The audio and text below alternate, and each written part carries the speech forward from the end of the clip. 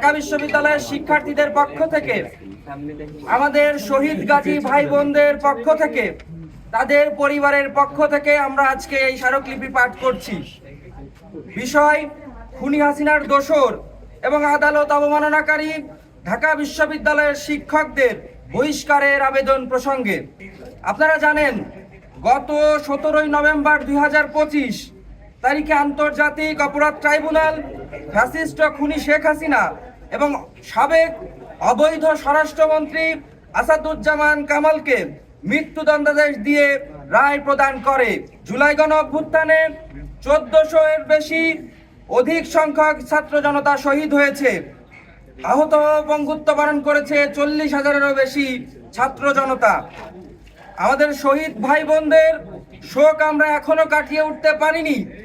পঙ্গুত্ব বরণ করা ভাই বোনেরা এখনো হাসপাতাল থেকে রিলিজ পায়নি।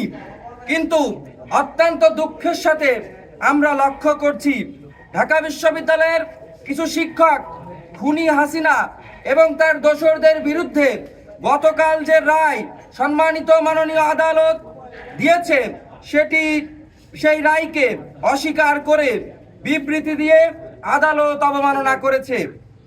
রক্তের দাগ শুকানোর আগেই জুলাই গণ অভ্যুত্থানকে অস্বীকার করার মতো ধৃষ্টতা দেখাচ্ছে। উক্ত বিবৃতি দেওয়া শিক্ষকদেরকে ঢাকা বিশ্ববিদ্যালয়ের শিক্ষার্থীরা আগে থেকেই বয়কট করেছে এবং নতুন যারা বিবৃতিতে সাইন করেছে তাদেরকেও বয়কট করছে। অতএব খুনি হাসিনার দোসর এবং ট্রাইব্যুনালের রায় অবমাননাকারী শিক্ষকদের অবিলম্বে ঢাকা বিশ্ববিদ্যালয় থেকে বহিষ্কার করে শাস্তির আওতায় নিয়ে আসার জন্য আমরা জোর দাবি জানাচ্ছি। একই সাথে এই ঢাকা বিশ্ববিদ্যালয়ের যে সকল কর্মকর্তা কর্মচারীগণ এই রায়কে অস্বীকৃতি জানিয়ে এখন পর্যন্ত বহাল তবিয়তে আছে, তাদেরকেও বহিষ্কার করার জন্য আমরা জোর দাবি জানাচ্ছি।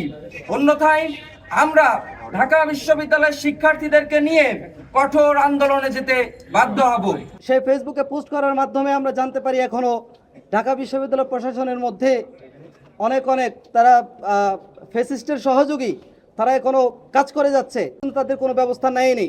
আমরা প্রশাসনের দৃষ্টি আকর্ষণ করছি, অতি দ্রুত সময়ের মধ্যে যেন এইসব ফ্যাসিস্টের দোসরদের যথাযথ বিচার নিশ্চিত করে বিশ্ববিদ্যালয় প্রশাসনকে কলঙ্ক মুক্ত করতে হবে।